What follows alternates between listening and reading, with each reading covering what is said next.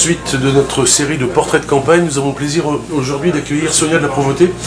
Merci d'avoir répondu présente à notre invitation. Vous êtes candidate sur la première circonscription du Calvados, plus communément appelée Caen Ouest.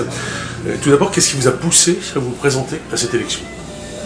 Plusieurs éléments m'ont poussé à me présenter. D'abord, le constat que la législation, depuis une quinzaine d'années, est de plus en plus inapplicable sur le territoire et à être beaucoup présente via le pôle métropolitain comme conseillère départementale dans d'autres communes que celle de la ville de Caen. La prise en compte de cette espèce de décalage immense qu'il y a entre la France qui décide et la France qui subit. Et donc ça, c'était une de mes premières motivations.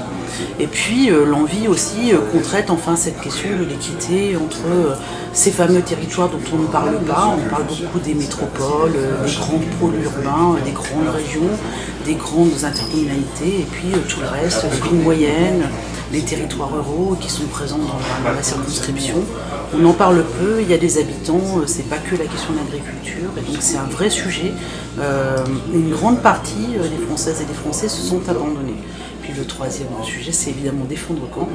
La Normandie, sans Caen, n'est pas la Normandie, donc il faut qu'on assume complètement notre statut de ville et de territoire indispensable au bon fonctionnement du projet normand demain. Et il faut qu'on soit présent nationalement, pas que dans les pensées, dans les paroles, dans les actes, qu'on défende nos grands dossiers, la ligne nouvelle Paris-Normandie, le CHU, l'extension de la piste de l'aéroport, le plateau nord, enfin tous ces grands sujets qui font que Caen tient largement son rang et ça doit savoir et ça doit se dire. Alors votre notoriété ne fait aucun doute sur Caen et sur le département. Pour autant, pour nos web spectateurs qui vous découvrent, pouvez-vous nous faire un petit résumé succinct de votre historique en politique ? Alors, mon historique en politique, je suis un pur produit de la parité dans les grandes villes en 2001, puisque peu de femmes étaient présentes dans la vie publique, et donc on m'a attrapée dans la vie civile à ce moment-là pour être élue et maire adjoint à l'époque de Brigitte Le Breton. J'ai ensuite suivi mon parcours, je me suis présentée au cantonal, j'ai conquis ce canton en vague rose en 2011. De haute lutte, autant je me souviens. De haute lutte, oui, à 24 voix, donc une campagne de terrain qui a fait des trous dans les semelles, mais c'est les campagnes que je préfère. Qui lui donne une belle saveur à cette victoire, voilà, déjà. Ouais. Au contact des habitants, et puis pendant une campagne, on a quand même cet avantage de connaître ce qui se passe dans la tête des citoyens parce qu'ils ont le candidat en face et donc quand on a le candidat en face on dit ce qu'on pense quoi. Donc c'est souvent une bonne opportunité pour être vraiment en prise avec la réalité. Et puis j'ai mené Nice aux élections municipales.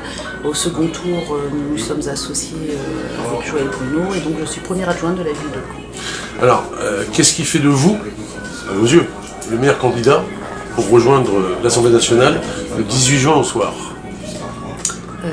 La connaissance du terrain ? Oui, déjà, la connaissance du terrain, cette proximité, le fait que je suis complètement à l'opposé d'une grande partie de la représentation nationale. J'ai un parcours d'élu local, j'ai un parcours professionnel. J'ai travaillé jusqu'à il y a encore 2 ans comme médecin du travail, donc je suis ancrée dans la réalité. Je vis sur mon territoire et puis j'ai cette capacité à tout le temps répondre aux attentes, aux questions qui sont posées et aussi cet engagement politique qui s'est traduit dans une vision globale de l'aménagement du territoire, de l'équilibre des territoires, défendre la complémentarité, pas être uniquement dans les frontières de sa ville mais vraiment être en interrelation avec les communes et avec les EPCI autour. Et donc oui, je pense que le sentiment que les gens auront demain et ce que je porte moi, c'est que je serai leur voix à Paris. Et être la voix à Paris, c'est pas que écouter, c'est aussi entendre, c'est agir, c'est traduire, c'est quand un texte de loi arrive en première lecture, le mettre en mots simples et évidents et le frotter à la réalité des élus locaux, à la réalité des citoyens, avant d'attendre 1 an ou 1 an et demi pour voir qu'il est finalement inapplicable dans une grande partie de sa rédaction. Alors vous avez des priorités, j'imagine. Quelles seraient les premières ? Qu'est-ce que vous avez envie de faire bouger dans cette circonscription ? Est-ce qu'il y a d'ores et déjà des choses qui ne vous plaisent pas et qui seraient faciles à changer ?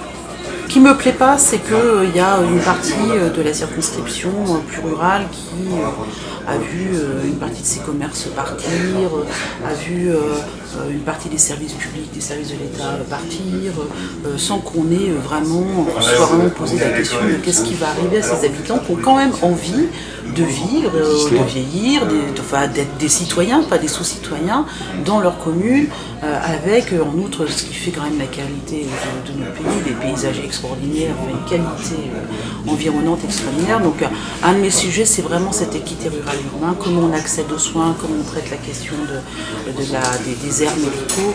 Ça, c'est un des grands combats de ma vie politique, l'équité oui, ça vous tient à cœur, ça on l'a bien senti. Je pense que il y a des choses simples à faire, justement pour éviter cette désertification médicale. C'est pas des choses simples, c'est des choses qu'il aurait fallu anticiper, qu'il faut mettre impérativement en place. Il faut aménager le territoire en réfléchissant aux secteurs sur lesquels on doit mettre en place des pôles de santé qui regroupent les professionnels de santé, avec un périmètre autour à peu près acceptable, en distance et en temps, pour que chacun ait accès aux soins de premier recours, ce qui est somme toute une évidence, mais ce qui n'est pas le cas en ce moment en France et sur une partie de notre territoire, c'est donc à Tilly-sur-Seul par exemple, il faut être proactif pour que le pôle de santé se monte parce que c'est juste vital pour les habitants autour. Et moi, si j'ai quelque chose à apporter, c'est qu'il ne faut pas que ce type de projet repose exclusivement sur la bonne volonté de certaines régions, de certains départements, de certaines unions régionales des médecins libéraux, et qu'à un moment, il faut quand même que l'État considère que l'équité du territoire, c'est l'union, c'est l'unité nationale, et que ça, si c'est pas une mission de l'État, je ne sais pas à quoi l'État peut servir. Alors vous évoquez les pôles santé. Après, un médecin qui a envie de venir s'installer à Tilly-sur-Seul, en tout cas dans la circonscription, il faut qu'il soit séduit, il faut lui donner envie. Lui donner envie, c'est avoir une structure où il y a plusieurs professionnels, où on peut se remplacer l'un l'autre, pouvoir se dire que s'il n'est pas là ce week-end, il y a un autre médecin qui est là pour bosser le samedi matin. C'est tous ces sujets-là, c'est-à-dire que c'est arriver à un confort d'exercice qui donne quand même une forme de liberté pour sa vie quotidienne. Parce que c'est un engagement, médecin de campagne, médecin de famille.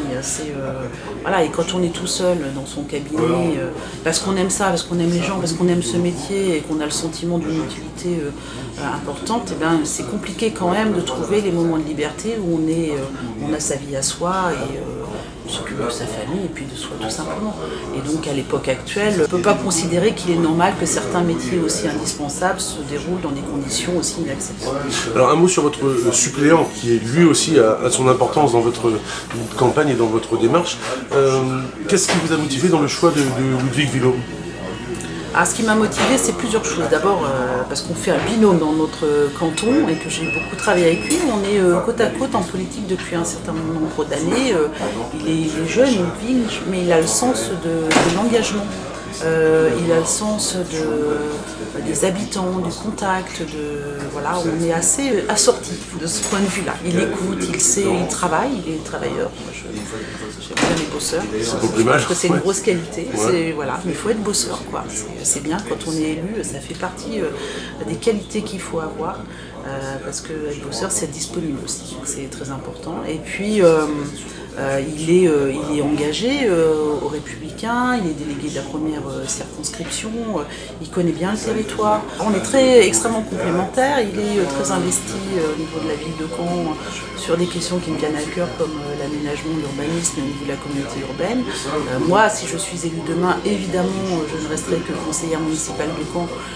Parce que je pense qu'un député qui va dans un conseil d'école, c'est pas mal, qui mesure un petit peu comment ça se passe sur le terrain et qu'il voit comment se traduisent dans les têtes les lois qu'il vote à l'Assemblée nationale.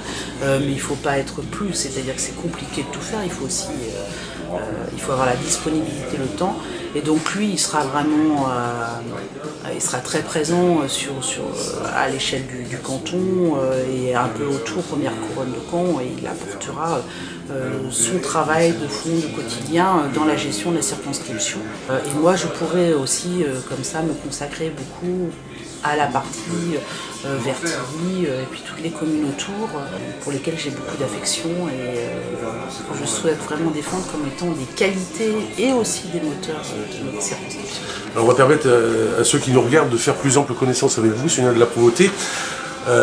Quels sont vos centres d'intérêt ? En dehors de votre vie politique, j'entends. Là, j'en ai des pelletés des sons d'intérêt. C'est une de mes caractéristiques, c'est que j'ai beaucoup de sons d'intérêt. J'aime beaucoup la littérature, j'aime beaucoup la musique sous toutes ses formes. Ça peut être la variété, la chanson française comme de la musique classique, du jazz. Enfin voilà, j'aime toutes les formes de musique.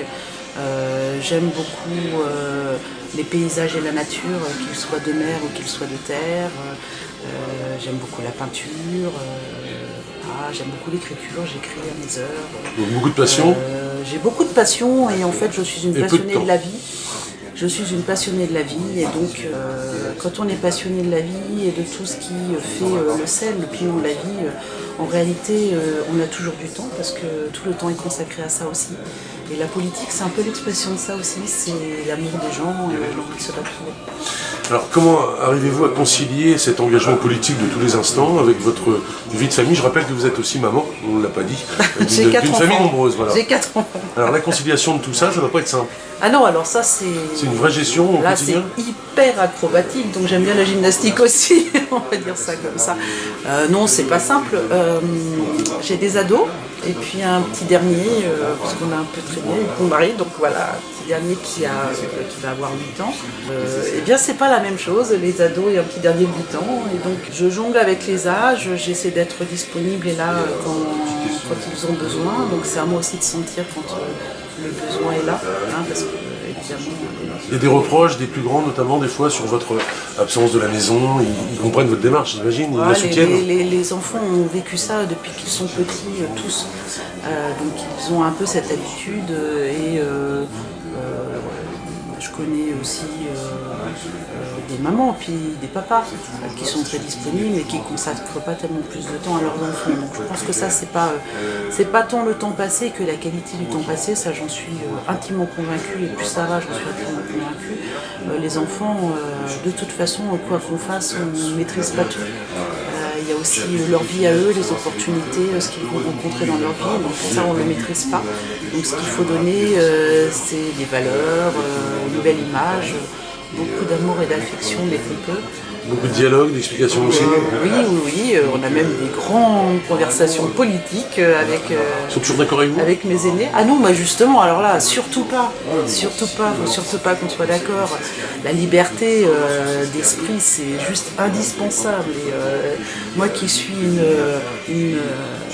une guerrière contre la pensée unique et le politiquement correct, je veux surtout pas que mes enfants soient vous êtes dans ce satisfaite? monde-là. Je suis très satisfaite et quand les échanges sont un peu rocailleux, comme on dit, c'est vraiment, je me dis, j'ai au moins réussi ça. C'est qu'elles construisent leur pensée, et construire sa pensée, construire ses valeurs, c'est être dans le monde, quoi. Se poser dans le monde, avoir une présence, et ça c'est important. Je sais bien que c'est pas facile à déterminer, mais quelle est selon vous votre principale qualité? Oula, je ne sais pas, comme toutes Que les disent femmes... les gens de vous, vos proches en tout cas? Que disent les gens de moi? Il y a bien une qualité qui revient fréquemment, oui, j'imagine. ils parlent bosseuse, de générosité, voilà. d'empathie, d'être à l'écoute, de fidélité, savoir que je lâche pas.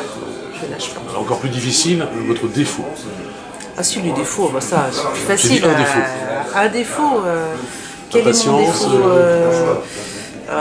non, pas l'impatience, parce que j'ai appris la patience, la politique ça apprend aussi la patience, donc j'ai progressé de ce point de vue-là, heureusement. Non, mon défaut, c'est mon intransigeance, ce qui est un peu différent. C'est-à-dire que je suis extrêmement exigeante avec moi-même, et j'ai tendance à l'être avec les autres, et les autres n'ont pas forcément demandé à avoir ce même degré d'exigence dans leur façon de faire et d'agir. Donc ça, j'essaie de me soigner parce que j'ai le syndrome du grain de sable, c'est-à-dire quand il y a un truc qui ne va pas, ça me déstabilise pas, mais par contre ça me stresse. Donc je suis très sensible au grain de sable. Quel est l'état actuel de votre esprit? Je suis très bien, je suis très heureuse moi quand je suis toujours au terrain évidemment quand dans ma mission d'élu, parce que c'est pas un métier, certains vous diront que c'est un métier, certes ça occupe beaucoup du temps, mais ça doit occuper qu'une parenthèse dans la vie, on a un métier par ailleurs, et puis une vie, et puis voilà, la société civile ça fait partie aussi de la vie, mais je suis plutôt bien parce que les campagnes c'est vraiment des moments très hyper positif, de terrain, où je suis très libre de dire ce que je pense aussi. Je suis très libre de répondre, les gens me parlent avec sincérité parce qu'ils ont l'habitude, hein, certainement, on me voit depuis longtemps. Et puis je trouve que cette campagne est une campagne particulière, mais où pour le coup on peut parler de tout. Et je souhaite qu'on parle de tout. Là, j'ai fait mon choix politique, la clarté est quelque chose de reconnu par les citoyens, et du coup cette clarté-là me donne la liberté d'aborder tous les sujets. Alors on va terminer là-dessus. Un dernier mot face caméra, celui de la Provoté. Pourquoi faut-il voter pour vous? Pourquoi serez-vous la meilleure candidate? Eh bien, pourquoi il faut voter pour moi? Simplement parce que je suis celle qui est la plus présente aux côtés des citoyens, qui est la plus claire, la plus engagée et qui a toujours fait la preuve de sa liberté quand l'intérêt général était en jeu. Il m'est arrivé de voter exceptionnellement contre certaines propositions de ma majorité parce que c'était pas le bon sens, le bon chemin pour l'intérêt général, et les gens savent pouvoir compter sur moi pour les défendre avant tout, avant de défendre une carrière hypothétique ou un parti qui aurait à nouveau versé dans le dogmatisme. On vous souhaite une bonne fin de campagne et on se donne rendez-vous le 18 juin au soir. Je vous remercie beaucoup.